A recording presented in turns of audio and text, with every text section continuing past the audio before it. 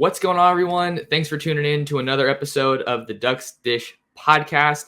I'm your host, Max Torres. Appreciate you guys tuning in, however you're tuned in, whether you're on podcast form or here on YouTube at Oregon Football. Max Torres, big episode of the podcast for you guys today, bringing in an awesome guest, and I'm joined today by 2023 Oregon running back commit, Dante Dowdell. How we doing, Dante? Thanks for being here. Doing pretty good.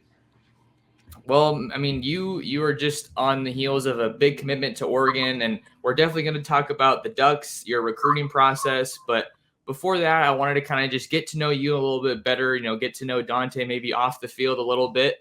So first one that I want to ask you, Dante, you're coming all the way from Picayune, Mississippi, trying to put them on the map. I'm not very familiar with that area, aside from, talking to you a little bit. What was it like for you just growing up in Mississippi? Tell us a little bit about that. Well, it's not really too much to do in Mississippi. It's not really, a big place or whatever. So it's nothing really to do with play sports and stuff. So, we really just focus on football most of the time. It's not really many distractions. It's not really a city or nothing. We really just focus on football. So that's how most days go. Drew's always training for football.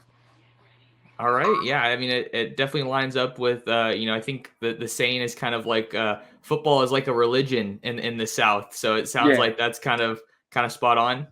Yeah, something like that. Okay. Well, this might be a little bit of a silly question just based off of that, but I know that you're always grinding, working to get better. But off the football field, what do you kind of like to do to just relax and, be Dante in your free time? I really don't know. I really don't do too much free time. It's always football, so that's how it is most of the time. All right. I'm gonna put you on the spot here because I was talking to your dad a little bit, and he said that you like to build four-wheelers in your free time. Tell us a little bit about that. I see you're smiling. Well, that's a hobby. I do that. Yeah, that would be what I do in my free time. I like to mess with four-wheelers and stuff, I build them, fix them, do different things to them. I like to ride them, so that's what I do in my free time, really. So how did that kind of come about? What's the fascination there for you? I don't know. I always like to ride them, but then I got into fixing them and then, putting different parts on them and everything. So I'm like, why would I take it to the shop when I could do it myself? So, just fixing on different ones, you learn different things and everything, and most of them all the same. It's all different things. But once you learn certain things, you can fix all of them. So that's how I got into that. That's awesome. I'm not even good with cars, but I'm sure that four-wheelers are a whole different thing, four-wheeler ATV type of deal. But that's a really cool, little background into you. Are you working on one right now? What's your most recent project? I had I think it was like a 4Trax 250. I had fixed it. I'm about to sell it now. Right on. Okay, cool stuff, man. And then just talking a little bit about, your athletic background. We talked about how big football is in your area of the country, but when did football kind of get into the picture for you growing up? I was about 8 years old. It was me and my cousins and friends. We were just playing football in the yard. And they was already playing, so they was like, why you don't play football? I was already bigger, faster, stronger than everybody else. So, and then I seen a Marshawn Lynch highlight, and I was like, I want to play running back. So that's how I started playing running back after seeing a Marshawn Lynch highlight, and I just played running back ever since then. Your style definitely, I think you can see some similarities there with Beast Mode's physicality. Would you say he's kind of the guy that you like to model your game after, or who do you kind of like to turn to? Well, Derrick Henry, my favorite player. Derrick Henry's my favorite player, though. He's a stiff arm and everything, so I really like his game, So I really just take everything from all of them and try to fit it in my game, so. That's right. Because we before you committed to Oregon, we had talked a couple times, and you talked about the King Henry and the King Dante kind of branding that you're kind of trying to go for. Okay, and then with the stiff arm, I mean, that's definitely something that you can see in your tape. Kind of put the foot in the ground and then just mow through anybody that gets in your way. So football, 8 years old is what we're hearing, but I know with a lot of recruits these days, there's kind of a variety of sports going on. Did you play any other sports growing up, or what's your kind of overall athletic background? Nah, I only just played football. That's really about it. But I did track for football, but it really was just for foot. Everything is for football. So it's always been football with me. Okay. Yeah, a lot of guys I talk to do the track as track running events in the spring, what have you, and kind of couple that with spring football. What events are you doing there, or is it just football now? It's just football now. It's just football right now. Okay, gotcha. All right. Well, yeah, we're getting a little bit of a feel for you, Dante, which is really cool as far as the kind of person you are and everything that's going on with you. But what's kind of interesting, I wanted to shift it to recruiting. Is I feel like your recruitment really took off during your junior season. Just kind of wanted to get your perspective on what it was like to see all these big time schools come calling and en route to a state championship. Well, it felt good. It felt good. We played through the season. We lost one game. We should have won that game. But we made it to the championship. We won the championship. Got game MVP, and it felt good because we actually beat the team that beat us 2 years ago in the championship game. So finally got to beat them. Win a championship first. It's been about 10 years since we won but since we won a championship last time. So it felt good to win that championship. Always nice to get a little bit of revenge there for sure. And why do you think, Dante, in your opinion, if you could, why was it last season that was so big for you to have all these schools, kind of get on your radar? Well, it's like my takeoff season. I rushed for 2,500 yards, state champion, game MVP. And really, we had to push the film out there to get the film out. Because, once they seen it, the offers start rolling in.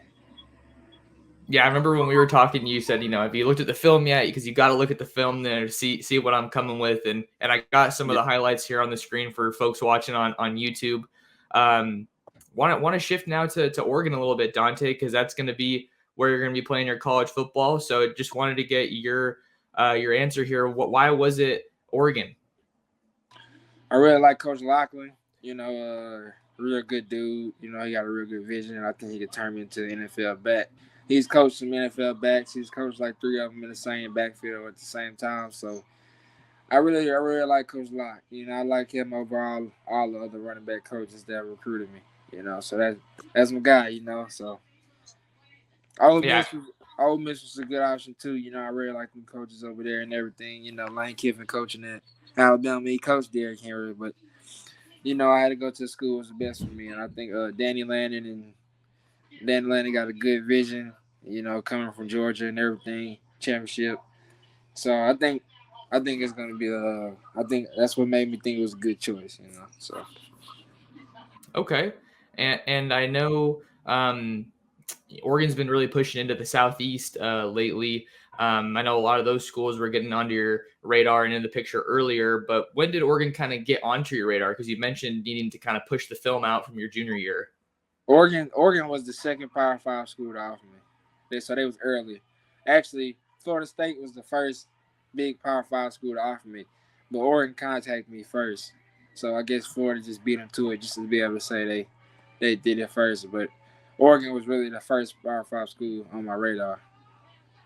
Okay, let's talk about Coach Locke a little bit because I've gotten to talk to him in a press conference in spring football. It only takes a second to really realize how fired up he is and the passion that he has for the game. What were your conversations like with him? What do you think makes him a unique coach? He's a real good coach. I think he's the only coach, probably the only coach in college football that can get onto you without cursing. It's like he don't curse. It's like he'll get onto you, scream, do whatever, but he'll never curse. He hold himself to that. So that really makes him unique. That's something that you won't see in a lot of other coaches. There's not too many coaches that'll put that past them. He prides himself on that, which is definitely a respectable trait of his game. I know when we talked, Dante, about kind of Oregon's pitch for you, they were talking about kind of getting a great duo. wanted to get some of your thoughts. I know you won't be here until possibly December or whenever you're going to enroll, but what are your thoughts on the current backs that Oregon has right now heading into the 2022 season? They got some good backs there, but I think Noah Whittington, they're gonna surprise a lot of people. Noah Whittington. Oh yeah, oh I yeah. think he's gonna surprise a little people, and I think he will be that guy this year. That real show running back this year. So I'm pulling for him. I hope he do well this year, and I hope they beat Georgia first game. Yeah, are you going to be able to make it out to that game, seeing that it's closer to home for you? It's in Georgia, so I'm gonna try to make it. Okay. Yeah, I know a lot of people are excited about that game and kind of what it could mean for Oregon. I remember going out to the Ohio State game last year. Honestly, wasn't really thinking that they were going to be able to pull it off, but we saw how much momentum that generated after they knocked off the Buckeyes. Yeah. Oh yeah, most definitely. Okay. Let's see what else we got here. I know you said that Mississippi there wasn't a whole lot to do, but whether it's the weather and the humidity or just the football culture, how does Eugene compare to Mississippi? Well, down south is a whole different ball game. Down south is a whole different ball game. We got, it's a whole different mindset. That's why SEC is probably the best conference in college football. But the thing is, though, it's because people down south, I don't think they have to go to the SEC. You know what I mean? So I want it to be different and go somewhere farther. Everybody say I'm the SEC back. But I wanted to do something different. Go somewhere farther. Show kids that you can go somewhere far. You don't have to stay at home. So just you can go farther. You go whatever the best school is for you. Yeah, you get kind of being a little bit of a trendsetter. I know in Oregon's previous classes when they were kind of in the likes of Alabama and Texas, I heard kind of similar sentiments from guys. Kind of leads me into a cool little question here. You kind of wanted to set that example. You don't have to stay in the SEC. Are there any other players in this class that you're hoping join you in Eugene? I think they got some good offensive linemen. I would like to see them probably recruit some defensive players from the SEC bound. Okay. Yeah, always helps to get some great offensive linemen to kind of pave the way for you. I'm sure it makes your job a lot easier. I probably see them get some defensive players too, though. Okay. Yeah. And anybody in particular kind of come to mind? Nah, not really, but probably just I don't know, just some down south defensive kids, Yes, sir. Yeah, I know that they're definitely making that effort to get some more defensive guys out of there.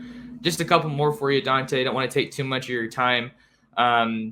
But when is it looking like you're maybe going to get back out to Oregon as far as maybe a visit, or if you happen to know what your enrollment plans are? Sometime in June, early June, I think. Official visit. Okay. But get you out for an official. But I will be graduating in December, so I will be enrolling around late December, early June. Okay. Well, and for a lot of high schoolers, Dante, that's becoming an increasing trend, right? Getting to the college level to get that head start. What kind of went into that decision for you to, say, hey, I want to get up to Eugene and get there as soon as I can? I want to get started early, get enrolled in the spring, get to learn everything, play in the spring game, get everything so that I already know everything by the time the season comes. You come in August, you got to rush and do this. So I feel like a rolling spring, get a time to see how school is, practices, time management, and everything. So it'll be way less stressful than if I just jumped right into it in August, Sure. Get adjusted, get acclimated. Yeah. Last one for you, Dante. Clearly Picayune's definitely going to be on the map now, especially with people that are listening to this podcast. They're going to have an eye on your season. But just wanted to ask, what do you guys kind of have in store, or what are you hoping for when it comes to the 2022 season on deck? I'm hoping to rush for 4,000 yards, 3,000 Well, 3,000 to 4,000, but I'm gonna just go ahead and say 4,000. 3,500, 4,000 yards. You know, it sounds like a lot, but you know, put in the work, do what you're supposed to do. I think I can rush for it. You know, some Derrick Henry type numbers there. Man, that's those are some big numbers for sure. But hey, I mean, your junior season certainly showed that you're capable of putting up those big numbers. I think you ran for over 100 yards or more in 13 of 15 games. Yeah. That was something that really stood out to me. But definitely wish you the best in pursuing that. Before I get you out of here, Dante, just wanted to give you a chance to plug any social media accounts, so people can kind of tap in with you over there. Where can people find you? Well, they can add me on Twitter. It's just my name, at Dante Dowdell, and my Instagram is Dante_Dowdell. You know, so just want to shout out people to pick, shout out picking football players. You know, shout out to people that pick all my teammates and friends and everything. All right, you guys can tap in with Dante over there, and make sure to keep an eye on the Picayune team this year to see what they can do. That'll do it for us here on the Ducks Dish podcast. Want to give a huge thank you to Dante for giving us some of his time to come on and tell some of his football story. If you guys want to find more of me, you can find me on Twitter at mtorresports, on YouTube at Oregon Football Max Torres. And then if you want to find more Oregon Ducks content, written interviews, written recruiting stories, insider stuff, you can find that on ducksdigest.com. That'll do it for this episode of the Ducks Dish podcast. Appreciate you guys for tuning in, and we'll see you in the next one.